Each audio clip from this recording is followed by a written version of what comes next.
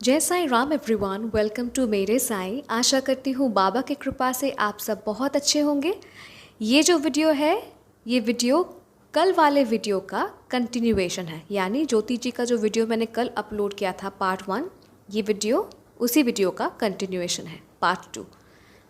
देखिए, मैं आप सभी को ये बात कई बार कह चुकी हूँ कि प्लीज़ अपना अनुभव हमारे साथ शेयर कीजिए, क्योंकि पता नहीं आपके अनुभव से किसी को अपने सवालों का जवाब मिल जाए, या फिर कोई लाइफ में भी बहुत स्ट्रगल कर रहा है, एक फेस में अटक चुका है, तो आपका अनुभव सुन के शायद उनके भी मन में एक आशा की किरण जागेगी कि नहीं, पॉसिबल है, अभी भी कुछ पॉसिबल है, हो सकता है, राइट। तो ज्योति जी का अनुभव जब मैंने रिकॉर्ड नहीं किया था, मतलब पार्ट 1 भी मैंने रिकॉर्ड नहीं किया था, पर किसी एक वीडियो पे मैंने बस जिक्र किया था कि ऐसा एक वीडियो मैं डालूँगी पार्ट बाय पार्ट। तो पार्ट 1 अपलोड करने से पहले, या फिर मैं कहूँ रिकॉर्ड करने से पहले, मेरे पास इंस्टाग्राम में एक मैसेज आया था। वो बाबा की डिवोटी है, मैं उनका नाम नहीं लूँगी, मैं किसी का भी नाम विदाउट परमिशन मेरे चैनल पे नहीं लेती, ठीक है। मैं परमिशन सीख करती हूँ कि आपका नाम मैं वीडियो में लूँ ना। अगर वो मुझे परमिशन देती है या फिर देते हैं, फिर ही मैं वीडियो में उनका नाम लेती हूँ। तो वो भी बाबा की एक डिवोटी है। तो उन्होंने मुझे मैसेज किया कि आप ज्योति जी का अनुभव कब डालेंगी। एक्चुअली ना, मैं भी अपने लाइफ में 3-4 साल से एक फ़ेज़ में चल रही हूँ। बाबा को बहुत बुला रही हूँ, पर पता नहीं बाबा मुझे ना कोई इशारा नहीं दे रहे हैं। तो मैं वेट कर रही हूँ। मैंने जब से सुना ना आप ज्योति जी का ऐसा ऐसा कोई वीडियो अपलोड आप करेंगी, तो मुझे लग रहा है ना कि इसी में बाबा मुझे कुछ इंडिकेट करेंगे। तो आप समझते हो मैं आप सभी को क्यों बोलती हूँ कि अपना अनुभव आप शेयर कीजिए। क्योंकि आप अपना अनुभव हमारे साथ जब शेयर करते हो ना, किसी को आपके अनुभव में से ही उनके जीवन के कुछ सवाल में भी हैं जिनका उत्तर आपके अनुभव से उन्हें मिल जाता है, राइट। सो अनुभव शेयर किया कीजिए, अच्छी बात है। तो आइए कंटिन्यू करते हैं। तो लास्ट वीडियो में हमने लास्ट पे क्या सुना कि ज्योति जी सपने में देखती हैं बाबा को एक अंधेरे घर में, और बाबा उस अंधेरे घर से उस अंधेरे घर से आते हैं ज्योति जी की तरफ, और बाबा के चारों ओर उजाला ही उजाला। वो एक अलग सा ही ऑरा था, और बाबा कहते हैं ज्योति जी को कि सबूरी रखो, सब अच्छा होगा। तो ये सपना जब ज्योति जी अगले दिन अपने हस्बैंड को कहती है कि मैंने ऐसा ऐसा देखा कि बाबा कहते हैं सबूरी रखो, सब अच्छा होगा, तो इसका मतलब है अब हमारे ज़िंदगी में और स्ट्रगल नहीं, सब कुछ अच्छा ही होने वाला है, ठीक है। हमने इतना तक सुना है पिछले वीडियो में। अब आगे बढ़ते हैं। सर जो थे, सर बहुत ऑप्टिमिस्टिक थे। ये तो अब तक जितना भी आप सभी ने अनुभव सुना आप समझ चुके हैं, वरना 2020 से 2021 जून, ठीक है, 2020 से 2021 जून तक वो जॉबलेस थे, पर घर में वो टेंशन उन्होंने कभी फील नहीं होने दिया। पॉजिटिव अप्रोच रखा उन्होंने, मतलब उन्होंने ऐसा बर्ताव रखा सभी के साथ मानो कुछ नहीं हुआ है, सब ठीक है।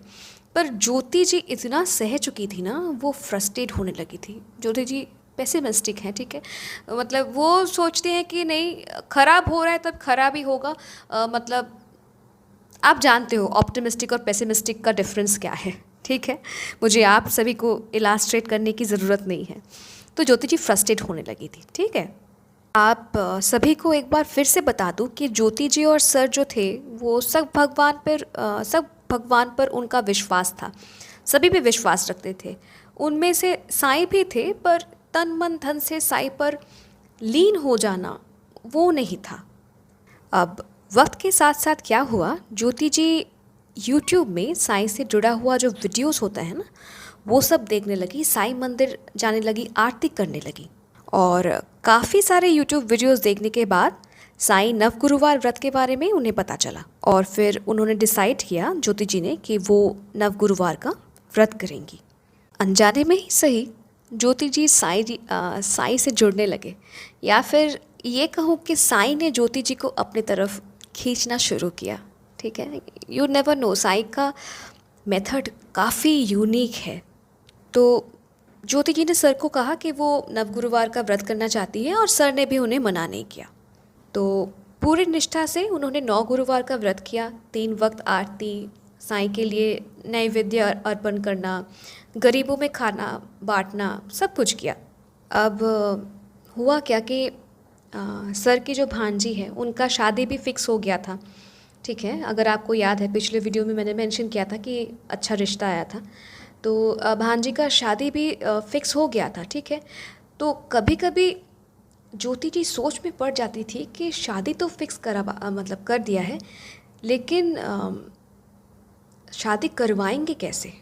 अब सर की जो भांजी है ना, तो वो भी जॉब करती थी, पर सर ने कभी भी ये नहीं कहा कि तुम इस घर में थोड़ा कंट्रीब्यूट करो। अपने भांजी से कभी उन्होंने नहीं कहा कि तुम इस घर में हो, तुम इस घर में कंट्रीब्यूट करो। उल्टा सर अपने भांजी के नाम पे पैसा उन्होंने इन्वेस्ट किया था, ठीक है। सर ने अपने भांजी के नाम में पैसा इन्वेस्ट किया था ताकि फ्यूचर सिक्योर रहे।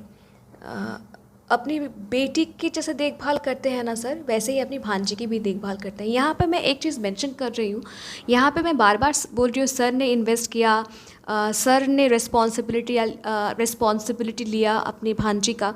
एक बात समझने वाली है कि अगर ज्योति जी अलाउ नहीं करती तो सर शायद नहीं कर पाती ये सब, ठीक है।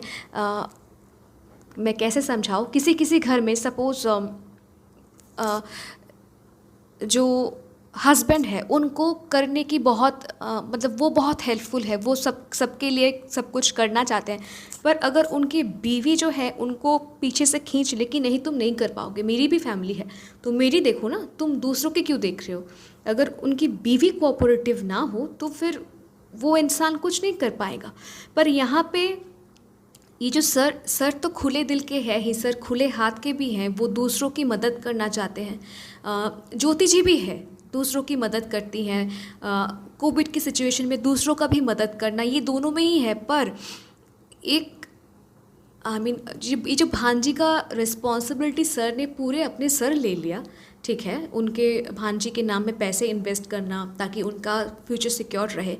यहाँ पे ज्योति जी चाहे तो उन्हें रोक सकती थी कि नहीं तुम ये नहीं करोगे, ये हमारी रिस्पॉन्सिबिलिटी नहीं है। पर आप सोचिए कि ज्योति जी भी कितनी अच्छी हैं कि उन्होंने अपने हस्बैंड को कभी नहीं रोका, कभी नहीं टोका। हाँ, फाइनेंशियल क्राइसिस था, पर उन्होंने अपने हस्बैंड को कभी अपने जिम्मेदारी निभाने से नहीं रोका। जो ऐसे करते हैं ना काम, साईं इनके साथ हमेशा रहते हैं। भले ही हाँ उनको एक कड़ी क्या कहते हैं परीक्षा देनी पड़ती है, पर साईं इनके साथ नहीं छोड़ते, क्योंकि ये कर्म अपना ठीक करते हैं, राइट। तो 9 गुरुवार का लास्ट गुरुवार था और ज्योति जी जल्दी उठ जाती हैं, प्रसाद बनाती हैं, मंदिर जाके 9 गुरुवार व्रत का उद्यापन करती है, गरीबों में प्रसाद बांटती है और वो बहुत खुश थी उस दिन। अब ज्योति जी जिस कंपनी में वर्क फ्रॉम होम कर रही थी, जो कि ज्योति जी का फॉर्मर ऑर्गेनाइजेशन था, जहां 10 साल बाद उन्हें फिर से जॉब मिला है कोविड में, वहां के एम्प्लॉयर बहुत ही रूड और फ्रस्ट्रेटेड था। तो क्या होता है ना, ज्योति जी लॉगिन करती है, मतलब नव गुरुवार का व्रत जिस दिन उन्होंने उद्यापन किया, ठीक है, मंदिर में प्रसाद वगैरह सब कुछ बांट के, गरीबों में खाना बांट के, जब वो घर आती हैं और फिर काम के लिए लॉगिन करती हैं, तो वो देखती हैं कि कोई मेल्स नहीं है। तो मतलब लॉगिन करके वो जो मेल्स वगैरह चेक करेंगी तो वो देखती हैं कोई मेल्स नहीं है, तो वो कॉल करती हैं अपने एम्प्लॉयर को, और फ़ोन करने के बाद उन्हें मिलता है शॉक। आप नव गुरुवार का व्रत करके आ रहे हो, ठीक है, इससे पहले आपको बाबा ने स्वप्न दर्शन दे के यही कहा है कि सबूरी रखो, सब ठीक होगा। ये मैं बार बार कहती हूँ कि बाबा का स्वप्न दर्शन होना यानी बाबा का साक्षात दर्शन होना, इसमें कोई शक नहीं है, कोई डबल थॉट आनी ही नहीं चाहिए। बाबा का स्वप्न दर्शन होना यानी बाबा का साक्षात दर्शन होना। और साक्षात दर्शन दे के साईं क्या कहते हैं कि सबूरी रखो, सब ठीक होगा। तो नव गुरुवार का व्रत ज्योति जी करती है, ठीक है, और नव गुरुवार व्रत का उद्यापन करके वो आके जब देखती हैं कि मेल्स नहीं खुल रहा है, वो अपने एम्प्लॉयर को कॉल करती हैं। उन्हें तो वरदान मिलना चाहिए था साईं से, पर उन्हें मिला शॉक। और शॉक क्या था? ज्योति जी को पता चलता है कि उनके जो एम्प्लॉयर है ना, उन्होंने उन्हें बिना इन्फॉर्म किए जॉब से निकाल दिया है और किसी और को उसी जगह में रिप्लेस कर दिया है। अब कहिए आप क्या करते इस वक्त? हम सभी हैं ना कि हमें इंस्टेंट रिजल्ट चाहिए। सच्चरित्र पढ़ लिया, इंस्टेंट रिजल्ट चाहिए। अगर नहीं मिला तो बाबा आप हो नहीं, आप झूठे। नवगुरुवार का व्रत कर लिया, एकदम नवगुरुवार का व्रत होगा और तुरंत जो मांगा था वही हाथ में मिलेगा। नहीं होगा तो बाबा आपके नवगुरुवार व्रत फालतू है ना।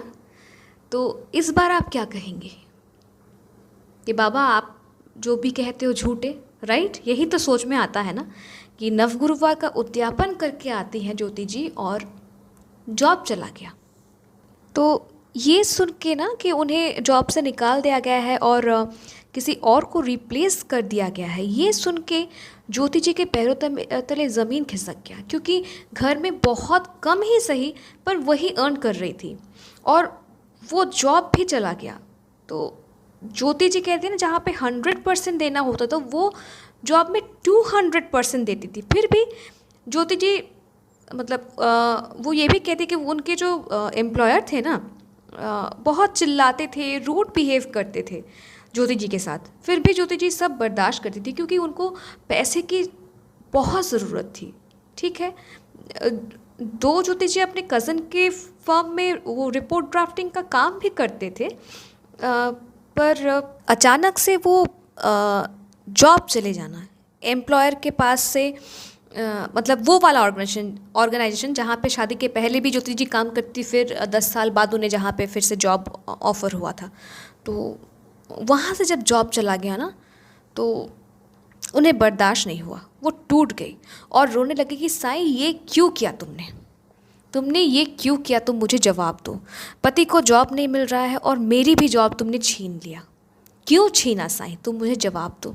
जाहिर सी बात है कोई भी करेगा साईं से ये सवाल कि कैसे आप छीन सकते हो जॉब? वो तो जॉब से ही तो मैं कमा रही थी, चला रही थी अपना घर। मेरे पति का जॉब नहीं है, उल्टा तुमने मेरा भी छीन लिया। You have to answer me, क्यों किया? तो हम जो कहते हैं ना, हम सबकी, हम 4 साल से ये कर रहे हैं, हम 5 साल से ये कर रहे हैं। मैं आप सभी को छोटा नहीं कर रही हूँ, मैं टोंट नहीं कर रही हूँ। मैं आप सभी को बस यही समझाना चाहती हूँ कि साईं से आशीर्वाद पाना इतना इजी नहीं है। हाँ, किसी किसी के लिए इजी होता है, पर इसका मतलब ये नहीं कि मतलब मैं आपको कैसे समझाऊँ। आप नोटिस करेंगे कि कोई कोई साईं से मांगता है और 1 हफ्ते में उनको मिल जाता है, और कोई कोई साईं से मांगता है तो 21-22 साल तक नहीं मिलता। वो जो फेज़ आपका चलता है ना, आप कष्ट में रहते हो, आपको बहुत दुख होती है, पीड़ा होती है, वो फेज़ ना आपका कार्मिक क्लिनजिंग चलता है। जो हमने कर्म किए हैं साईं वो क्लियर करते हैं तब। तो ये जो फेज़ था, तो इसमें साईं ना ज्योति जी की जो सबूरी है उसकी एग्ज़ाम ले रहे थे, कड़ी एग्ज़ाम के। तुमको देखो, मैंने स्वप्न दर्शन दिया, कहा कि सबूरी रखो सब ठीक होगा, तो वही सबूरी का ही इम्तिहान दे रहे थे साईं।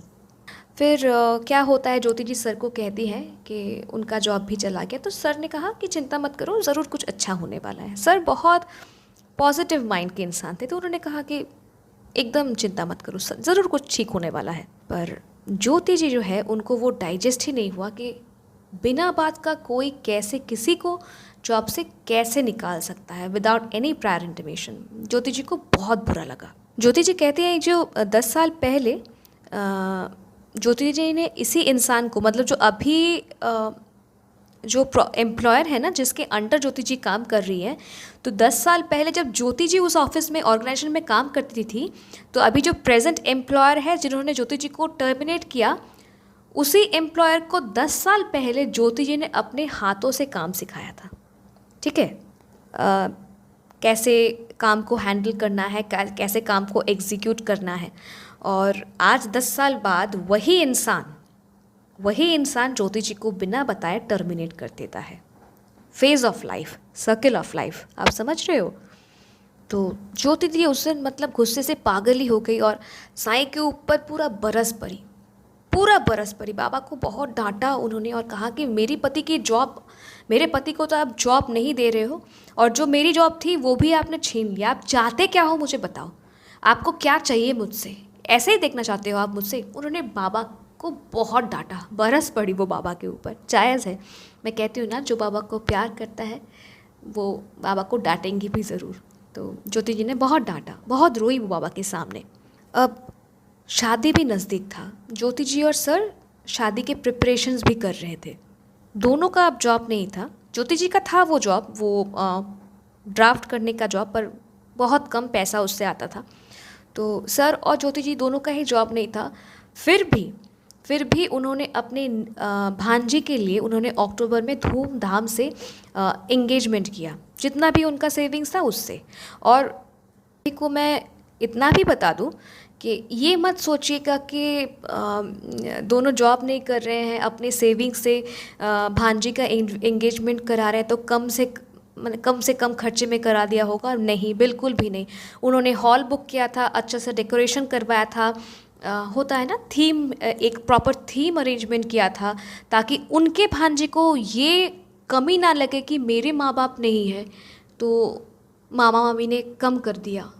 उन्होंने ये फीलिंग उन्हें अपने भांजी को होने ही नहीं दिया।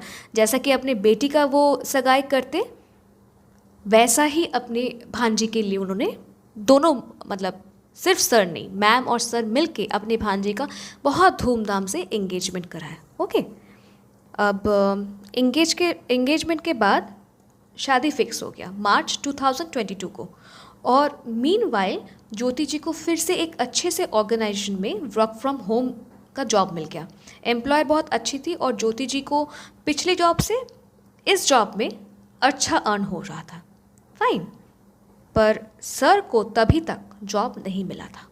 सर के साथ जो जूनियर काम करते थे ना पिछले जॉब में, तो उन सब जूनियर को जॉब मिल गया था, पर सर को जॉब नहीं मिल रहा था, क्योंकि कुछ फैक्टर्स थे। जैसे कि मैंने पहले भी मेंशन किया है ना, सर का 18 इयर्स ऑफ हार्ड वर्क वो कर चुके हैं। उनका 18 इयर्स का एक तजुर्बा है, एक्सपीरियंस है, और उसी एक्सपीरियंस के हिसाब से उनको जॉब नहीं मिल रहा था, प्रॉपर जॉब नहीं मिल रहा था। जहाँ पे जॉब मिल रहा था काफ़ी कम सैलरी, बहुत ही कम, नेग्लिजिबल सैलरी उनको मिल रहा था, जिसके लिए मतलब जिससे फैमिली चलाना नेक्स्ट टू इम्पॉसिबल है। और सर ने एक बार एक दूसरी कंपनी में भी जॉब किया था, पर वहाँ का क्या कहते हैं, जो एम्प्लॉयर था बहुत रूड था, तो उसी फैक्टर्स के लिए सर को जॉब छोड़ना पड़ा था। तो उनके सर के जो जूनियर्स थे उन्हें जॉब मिल रहे थे, पर सर को जॉब नहीं मिल रहा था। तो 18 ईयर्स कंटिन्यूअस जो इंसान काम कर चुके हैं और सडनली नो जॉब, तो समझ रहे हो आप, अब सर भी डिप्रेस होने लगे। ठीक है, उनका होने लगा ज्योति जी से लड़ाई, और घर का माहौल जो था उस पर भी अफेक्ट पड़ने लगा। नेचुरली एक इंसान कितने हद तक पॉजिटिव रहे, है ना। तो घर का माहौल भी कुछ मतलब गर्म होने लगा। सर ने हमेशा सबकी हेल्प की, पर उनका बड़ा फैमिली था, तो जब जिसको मदद चाहिए था सर उनके साथ हमेशा खड़े रहे, सपोर्ट किया है सर ने, ठीक है। पर जब सर की बारी आई ना, तो किसी ने भी आगे बढ़कर सर से ये नहीं पूछा कि तुम्हें पैसों की मदद चाहिए, जो शादी तुमने जोड़ा है इसमें कोई मदद चाहिए, तुम्हारा घर कैसे चल रहा है, किसी ने कंसर्न नहीं दिखाया। टेंशन से पागल होने लगे, क्योंकि उन्होंने अपने सर पे एक बड़ा सा रिस्पॉन्सिबिलिटी उन्होंने ले लिया था कि उनकी भांजी का शादी उन्हें धूमधाम से करवाना है। ये एक बहुत बड़ा रिस्पॉन्सिबिलिटी है, पर उनके पास जॉब नहीं था, तो वो बहुत अभी टेंशन करने लगे। सर ने अपने भांजी के नाम पे कुछ सेविंग्स किया था, तो उन इन्वेस्टमेंट का अच्छा रिटर्न्स आ गया। पर जो इन्वेस्टमेंट सर अपने नाम पे किया था ना, वो इन्वेस्टमेंट स्टॉक मार्केट पे था और लॉस हो गया। तो आप समझ रहे हैं, अपने लिए कुछ भी करे सर या फिर ज्योति जी, वो हर मतलब उसका रिजल्ट नेगेटिव ही आ रहा था। पर देखिए सर ने अपने भांजी के लिए भी इन्वेस्ट किया था, तो उसका आउटकम अच्छा आ गया, उसका रिटर्न अच्छा आया। तो हम सोचते हैं ना कि हमारे साथ ही बुरा क्यों, हम तो इतना अच्छा कर्म करते हैं। तो आप समझ रहे हो ना कि ये दो जो है ज्योति जी और उनके हस्बैंड, इन्होंने तो कभी बुरा नहीं किया, पर क्यों इनके साथ अच्छा नहीं हो रहा है। सो सोचने वाली बात है। ये हमारे साथ ही बुरा क्यों? ये फेस जो चलता है नहीं, हमारा कार्मिक क्लिनजिंग, मे बी हमारे क्या कहते हैं, पिछले जन्म में हम सभी ने कुछ ना कुछ गलत किया होगा, या फिर अगर गलत नहीं किया होगा तो साईं देखना चाहते हैं कि मैं टेस्ट करूँगा, कि एक्सट्रीम पॉइंट तक टेस्ट करूँगा मैं, और मैं देखूँगा कि मुझे छोड़ के ये कहीं और तो नहीं जा रहा, या मुझ पे वो मतलब तन मन धन से पूरा लीन हो चुका है। तो होता है, आपको समझना पड़ेगा। अब ज्योति जी कहती है कि आसपास के लोग जो थे वो हेल्प तो करने नहीं आए, पर सर को रोक के ये ज़रूर पूछते थे कि तुम्हारा जॉब का क्या हुआ, जॉब नहीं मिल रहा है क्या? तो ये सब आउट ऑफ कंसर्न वो लोग कभी नहीं पूछते थे, पर सर को टीज़ करने के लिए पूछा करते थे। और बाद में, इसके बाद उनके 10 साल की बेटी जो है उनको रोक के पूछा करते थे कि पापा कैसे हैं, जॉब मिला, घर पे तुम्हारे पापा क्या करते हैं? पर इस सब कुछ से सर को कभी उन लोग मतलब क्या कहूँ मैं, मतलब ये जो इन लोग का रवैया था ना, सर को टीज़ करना, मज़े लेना इस सिचुएशन से, तो इस सब कुछ से मतलब इन सब कुछ से सर को कभी कुछ फ़र्क नहीं पड़ा, और सर ने कभी इन लोगों के साथ गलत व्यवहार नहीं किया। सर ने वो हर वक्त शांत रहे। अब वो 30 दिसंबर 2021 का दिन था और सर बहुत अपसेट थे, और उस दिन ज्योति जी ने सर से कहा कि आप सच्चरित्र जी का पारायण शुरू कीजिए। मैंने इसके बारे में पढ़ा है और सब कुछ ठीक हो जाएगा।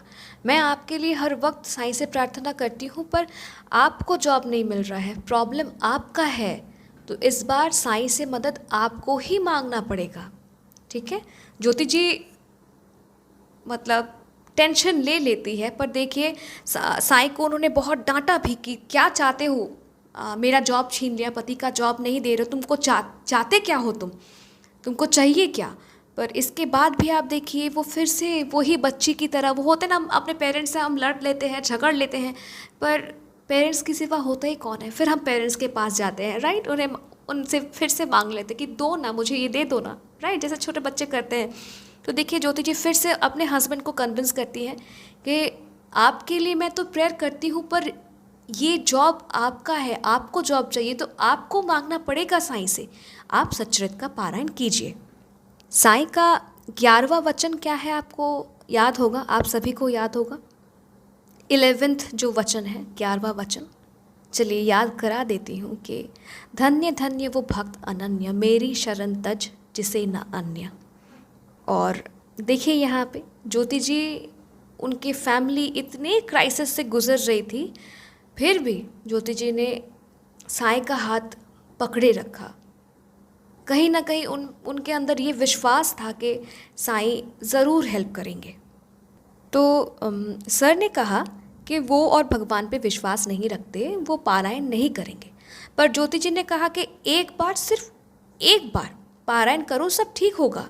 तो सर ने कहा कि नहीं, पारायण मैं नहीं करूँगा, पर इस किताब को मैं 1 या 2 दिन में पढ़ के मैं ख़त्म कर दूँगा, पर तुम जो कह रही हो पारायण, वो मैं नहीं करूँगा। किताब को पढ़ना यानी साईं बाबा के लिए पढ़ना ना, तो मैं पढ़ रहा हूँ ये किताब, पर मुझे उनसे कोई कुछ आशा नहीं है, मुझे उनसे कोई आशा नहीं है। मैं किसी मतलब आशा के बदले ये बुक नहीं पढ़ रहा हूँ कि ये पढ़ूँगा तो वो मुझे जॉब दे देंगे, मुझे उनसे और कुछ चाहिए ही नहीं। पर ये किताब मैं 1 या 2 दिन में पढ़ के ख़त्म करूँगा। और सर ये भी कहते हैं कि अगले साल से मैं नास्तिक बन जाऊँगा। मुझे तुम फिर भगवान के सामने हाथ जोड़ने के लिए फोर्स मत करना, तुम पूजा भगवान की करो, मुझे कोई प्रॉब्लम नहीं है, पर इसमें तुम मुझे घसीटना नहीं।